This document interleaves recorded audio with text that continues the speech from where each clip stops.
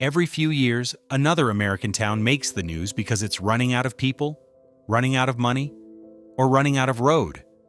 The signs are always the same: a shuttered hospital, a school that closed, a downtown that stopped pretending. Some of these towns will survive. Some of them won't. These are the 10 American towns that will collapse next. Which one dies first? Number 10. Cairo, Illinois. Cairo sits at the southern tip of Illinois, at the exact point where the Ohio River meets the Mississippi. A geographic position that, in the 19th century, was supposed to make it one of the great inland cities of the American continent. Land speculators including Charles Dickens, who visited in 1842 and famously despised the place, bet heavily on Cairo as the future commercial center of the interior.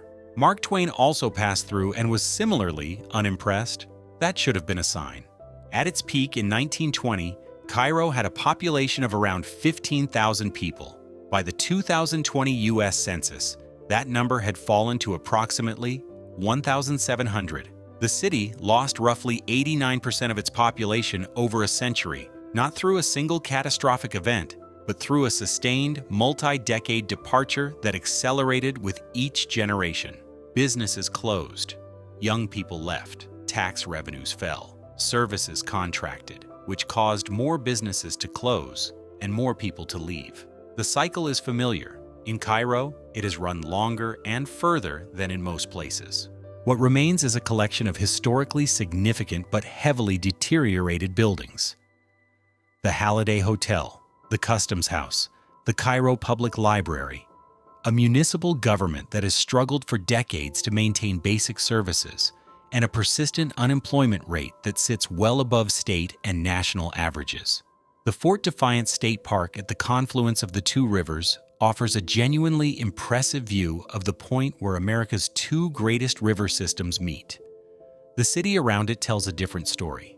The racial history of Cairo is inseparable from its current condition. The city was deeply segregated for most of the 20th century, was the site of significant civil rights activism in the late 1960s, and experienced accelerated white flight through the 1970s, following sustained racial tensions. The economic disinvestment that followed was not simply a market response. A combination of structural racism, deindustrialization, and geographic isolation from larger economic centers produced a city that has been in functional decline for 50 years without a credible recovery plan. The population continues to fall. Municipal governance is becoming increasingly difficult to sustain at current population levels. Local officials have been reluctant to put a timeline on what happens next, which is itself a kind of answer. Number 9. Youngstown, Ohio. Youngstown occupies a particular place in the American story of industrial collapse, not just as an example of what deindustrialization does to a city, but as the city where it happened first, most visibly, and most completely. On September 19, 1977, Youngstown Sheet and Tube Company announced it was closing its Campbell Works plant, eliminating approximately 5,000 jobs in a single day. The date is remembered in Youngstown as Black Monday. It was the beginning, not the end, of a process that would see the steel industry essentially evacuate the Mahoning Valley over the following decade. By the mid-1980s, over 50,000 manufacturing jobs had been lost in the region. The population of Youngstown, which had been around 115,000 in 1977, entered a decline that has continued for 45 years. The 2020 census counted approximately 60,000 residents in Youngstown. The city had a population of over 170,000 at its peak in 1930. Half the housing units that existed in 1980 no longer exist. Entire blocks were demolished. Neighborhoods that housed thousands of families are now open fields, maintained by the city's land bank at significant ongoing expense. Youngstown has tried. The city became internationally known in urban planning circles in the early 2000s for its Youngstown 2010 Shrinking City Plan, a rare instance of a local government honestly acknowledging that the goal was not growth but managed decline, and planning accordingly. The approach, meant intentionally demolishing abandoned housing, converting vacant land to green space, and concentrating services in areas where population remained rather than spreading thin resources across an oversized footprint. It attracted academic attention from planners around the world and was praised as intellectually honest about a reality that most declining cities refuse to name. It did not reverse the trajectory. The population continues to fall. Youngstown faces ongoing challenges with violent crime, concentrated poverty in its remaining neighborhoods, a school system that has struggled financially and academically for years, and infrastructure designed for a city roughly 3 times its current size. The question is not whether Youngstown will look dramatically different in 20 years from how it looks today. It will. The question is, how many people are still there when that happens, and what kind of services they can still expect a municipal government to provide. Number 8. Braddock, Pennsylvania. Braddock is a borough in Allegheny County, Pennsylvania, about 10 miles east of Pittsburgh, situated on the Monongahela River at the site of one of the most significant events in early American military history, the Battle of the Monongahela in 1755, where British General Edward Braddock was killed and a young George Washington led the retreat. By the 20th century, Braddock was a steel town. The Edgar Thomson Steel Works, the first steel plant that Andrew Carnegie built in the United States, opened in Braddock in 1875 and was one of the most productive steel-making operations in the world for decades. The plant is still operating today, one of the few remaining active steel facilities in the Pittsburgh region, but the community that grew up around it is not. Braddock's peak population was around 20,000 residents in 1920. The 2020 census counted approximately 1,700 people, a decline of over 90%. The physical evidence of this contraction is everywhere. Vacant lots where houses stood, a main street where most storefronts are empty, a Carnegie Library building. The first library Andrew Carnegie ever funded opened in 1888. That has been struggling to maintain programming and operations. Braddock gained national attention in the late 2000s and early 2010s when its mayor, John Fetterman, who later served as Pennsylvania's lieutenant governor and was elected to the U.S. Senate in 2022, brought sustained media focus to the borough's condition and attempted to attract artists, small businesses, and outside investment as part of a revitalization effort. The coverage was genuine, the effort was real, and the attention was more than Braddock had received in decades. The revitalization was partial at best. The Edgar Thomson Works continues to operate on the river, employing workers who commute mostly from other communities. The borough itself continues to shrink around it. The Carnegie Library building, one of the oldest Carnegie libraries in existence, the first one he ever funded, still stands and is still in community use, which is a fact worth noting in a place where so much else has been lost. Whether the library remains funded and adequately staffed going forward is, at any given moment, an open question rather than a settled one. Number 7. Gary, Indiana. Gary was built in 1906 by U.S. Steel Corporation, literally incorporated and developed from scratch as a company town to support the construction and operation of what was intended to be the world's largest steel plant. It was named after Elbert Henry Gary, chairman of U.S. Steel's board of directors, which is the kind of naming decision that tells you exactly what century you're in. The city grew rapidly throughout the early 20th century, reaching a peak population of about 178,000 in 1960. The steel industry employed the large majority of the working population, and the city built the infrastructure: schools, parks, a city hall, a memorial auditorium, appropriate to a major industrial city of that size. Then the steel industry declined, and Gary declined with it in a way that became one of the most documented examples of urban deterioration in American history. The population in the 2020 census was approximately 69,000, down from that peak of 178,000. The racial dimension of Gary's decline mirrors other Rust Belt cities. White flight accelerated through the 1960s and 1970s as the city's population became majority black. Disinvestment followed, and the tax base that funded city services eroded as the residents who remained had fewer economic resources. The visual result is extraordinary and grim in equal measure. Gary has extensive neighborhoods of vacant, deteriorated, and demolished housing across multiple square miles of the city's footprint.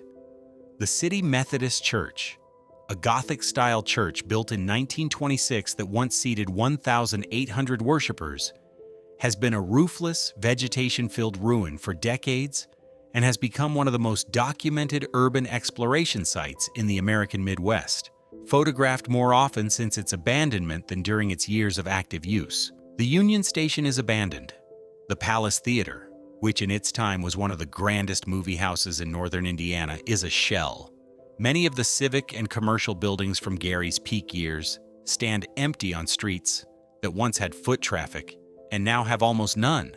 The city continues to operate, maintain the remaining population, and attempt various revitalization initiatives tied to its lakefront location and proximity to Chicago, which is about 25 miles northwest.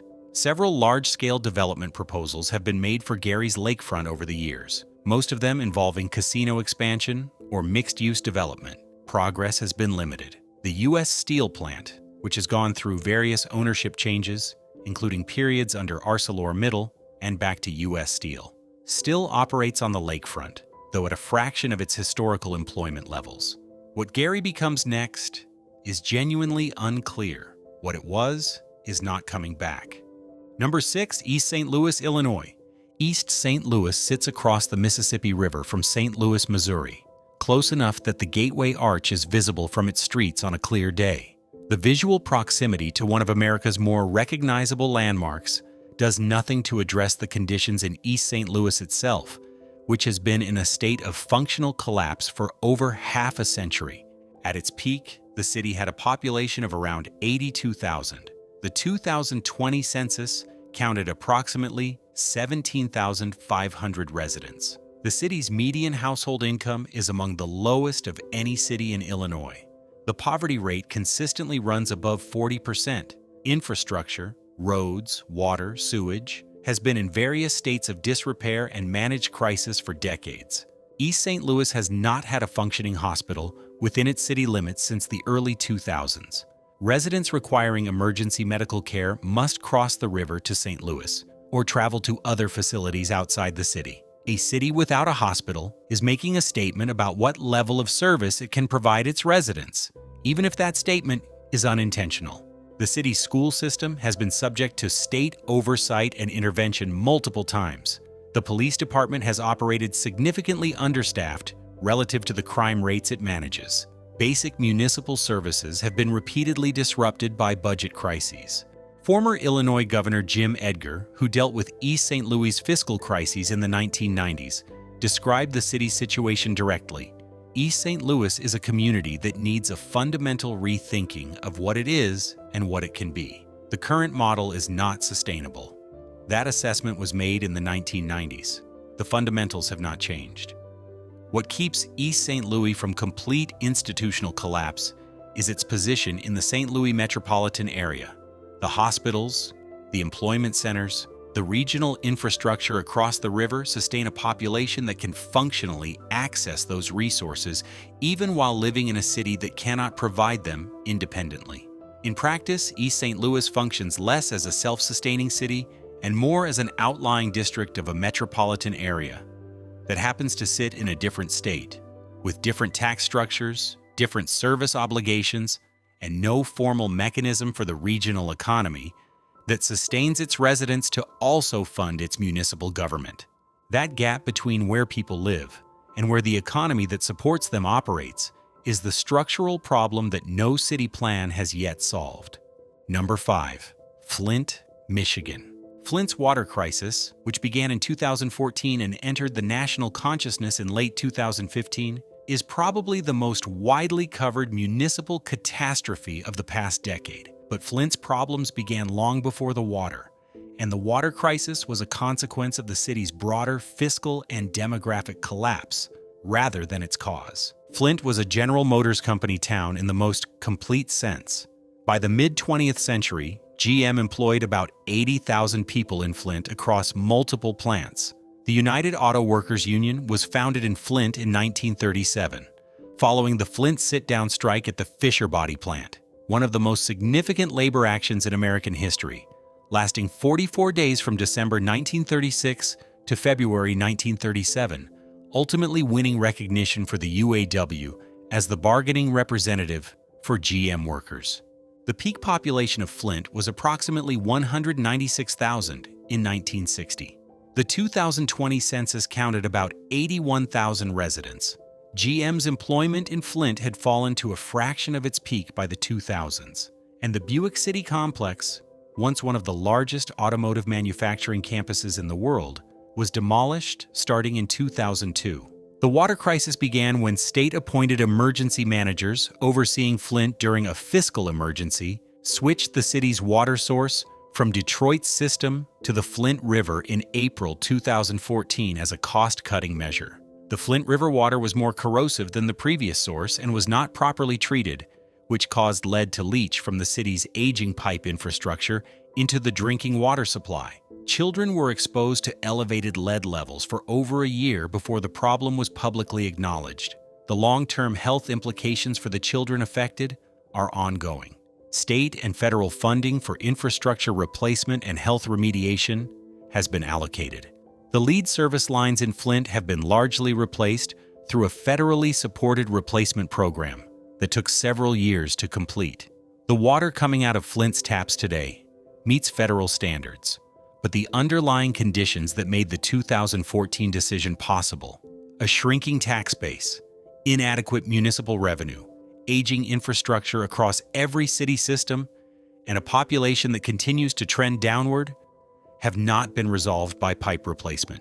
Flint's fiscal situation is managed through a combination of state support, federal funding, and the kind of sustained outside intervention that most cities of comparable size do not require and would not accept. The population continues to decline.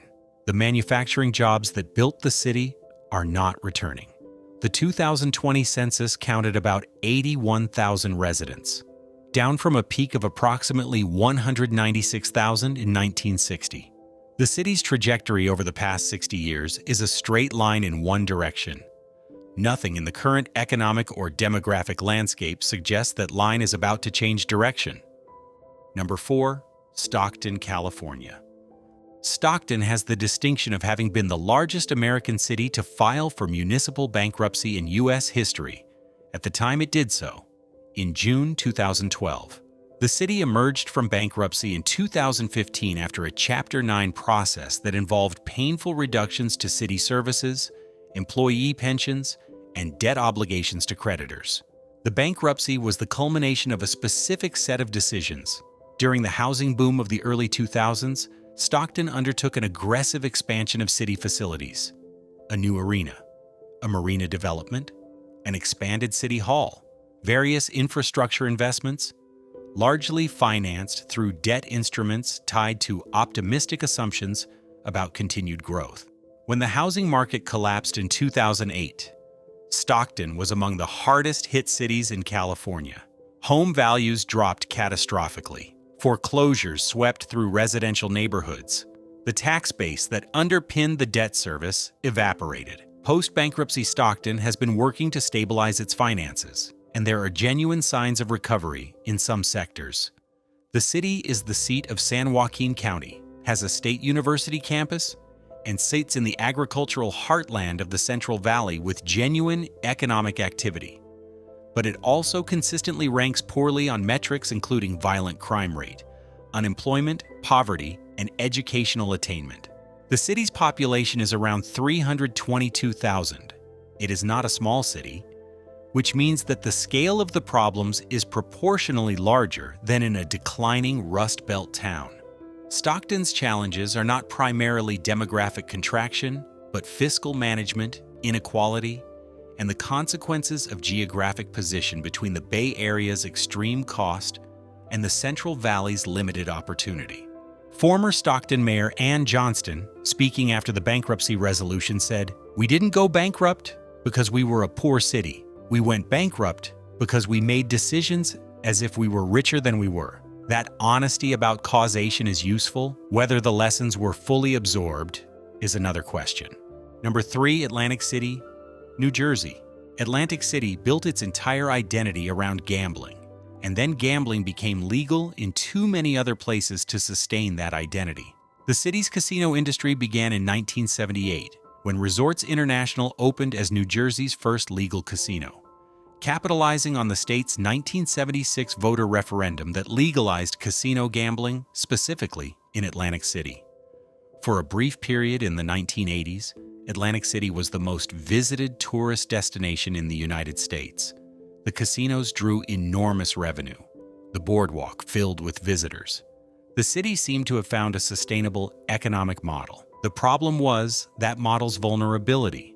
As other states legalized gambling through the 1990s and 2000s, particularly Pennsylvania, which opened casinos in 2006 and immediately drew customers who had previously traveled to Atlantic City, the customer base eroded. Atlantic City went from having a regional monopoly on East Coast gambling to being one of many options within a few hours' drive of its target market. Between 2014 and 2016, 5 of Atlantic City's 12 casinos closed: the Atlantic Club, Showboat, Revel, Trump Plaza, and Trump Taj Mahal. The closure of 5 major casino hotels in 2 years represented a collapse of the city's primary industry in real time, eliminating thousands of jobs and devastating the municipal tax base. The city's general obligation bonds were downgraded to junk status. The state of New Jersey took over Atlantic City's finances in 2016 through an emergency intervention that gave the state direct control over the city's budget and spending.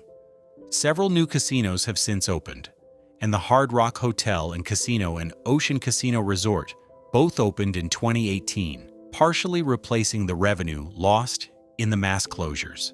Sports betting, legalized in New Jersey in 2018 following a Supreme Court ruling, has added a new revenue stream, and New Jersey's online and mobile sports betting market has become one of the largest in the country. The fiscal situation has improved from the acute crisis point of 2016, and the state relinquished direct financial oversight of Atlantic City in 2021. But Atlantic City's population of around 38,000 lives in a city that exists in service of an industry that operates in an increasingly competitive national market. The poverty rate exceeds 30%. The median household income is well below the New Jersey state average. Vacant lots where casino hotels once stood are a persistent feature of the city's landscape. The non-casino economy, the one that would sustain the city if the gambling industry contracted further, is thin. The city's future depends on an industry whose fortunes are tied to consumer preferences, competitive markets in surrounding states, and macroeconomic conditions that Atlantic City has no control over. That is a precarious foundation for a municipal budget, and Atlantic City has already learned once what happens when it gives way. Number 2, Chester, Pennsylvania. Chester is a small city in Delaware County, Pennsylvania, about 15 miles south of Philadelphia on the Delaware River. It has a population of around 34,000 people and a history as an industrial and shipbuilding city that goes back to its founding in 1682, making it one of the oldest cities in Pennsylvania.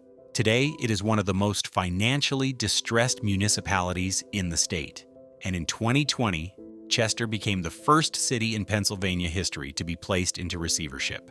A receiver, a state-appointed official with authority over the city's finances, was assigned following a determination that Chester could not manage its fiscal obligations independently. The city's pension obligations, accumulated over decades of contracts with municipal workers, were consuming an unsustainable share of city revenue. The infrastructure was deteriorating. Basic services were being cut. The receivership process involves the receiver having direct authority to renegotiate contracts, restructure debts, and make spending decisions over the objections of elected city officials. Chester School District, the Chester Upland School District, has been in a state of financial crisis for years, requiring emergency state funding multiple times to maintain operations. The district serves a population with extremely high poverty rates and has struggled academically and financially simultaneously. The population of Chester has declined from a peak of about 66,000 in 1950. The industries that sustained it, shipbuilding, steel fabrication, chemical manufacturing, are gone. The city's position in the Philadelphia metropolitan area provides some access to regional economic activity, but Chester itself captures little of it. The receivership process is ongoing. Chester may survive in some form.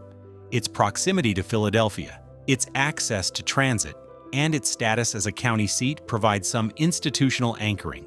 Whether it survives as a city capable of providing adequate services to its residents, rather than simply as a legal entity managing its own wind-down, is the more relevant question.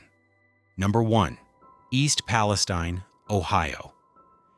East Palestine made international news on February 3, 2023, when a Norfolk Southern freight train carrying hazardous chemicals derailed on the edge of the town, leading to a controlled burn of vinyl chloride that sent a large plume of toxic smoke over the community and surrounding region. The event drew national attention, visits from federal officials, and extensive media coverage of a small Ohio town most of the country had never heard of. But East Palestine's challenges predate the derailment by decades. East Palestine is a small town of about 4,700 people in Columbiana County in northeastern Ohio, positioned in the Rust Belt landscape that characterizes much of eastern Ohio and western Pennsylvania. The town's economy was historically tied to manufacturing, ceramics, steel fabrication, and related industries that declined through the deindustrialization of the 1970s, 1980s, and 1990s. The population has been declining since the 1950s, when the census counted around 5,900 residents. The derailment and its aftermath added a new and specific layer of difficulty. The controlled burn of vinyl chloride produced phosgene, hydrogen chloride, and other combustion products that spread through the town. Residents were evacuated, then allowed to return. Questions about air quality, water quality, and long-term health implications from exposure to the combustion products and the chemical spill itself became the focus of sustained community concern and legal action against Norfolk Southern. The EPA and state agencies conducted testing of air, water, and soil in and around East Palestine throughout 2023. The results have been the subject of ongoing dispute between regulatory agencies, Norfolk Southern, and community advocates, with residents reporting persistent health symptoms and concerns that official testing did not fully characterize the exposure. Norfolk Southern announced settlements of over $600 million to resolve claims related to the derailment, including payments to affected residents, the state of Ohio, and other claimants. The settlement, finalized in 2024, was substantial, though community members and advocates argued it was insufficient relative to the long-term health and economic impact on the town. The combination of pre-existing economic fragility, population decline, a depleted tax base, and now the addition of a documented chemical contamination event, and its ongoing legal and health aftermath, makes East Palestine the town on this list with the most acute and most recently compounded set of challenges. The $600 million settlement provides resources that a town of 4,700 people would not otherwise have access to. Whether those resources translate into genuine long-term recovery, or whether East Palestine continues the slow demographic and economic contraction that characterized the town before anyone outside Ohio knew its name, is a question that will take years to answer. 10 towns, from a steel city that invented the concept of shrinking city, planning to a chemical spill town that became a household name overnight, from a gambling city that bet everything on a single industry to cities that simply ran out of the economic engine that built them in the first place. None of these places failed because the people in them stopped trying. They failed because of deindustrialization, racial disinvestment, fiscal mismanagement, geographic isolation, a disaster that arrived on a freight train, or all of the above simultaneously. The question the video title asks, which one dies first, doesn't have a clean answer, because towns don't die all at once. They get smaller and smaller, and the services get thinner, and the buildings get emptier, until the question becomes impossible to avoid answering. These are the 10 American towns that will collapse next. Which one dies first? Hit that like button and subscribe if this one was worth your time. More of this coming.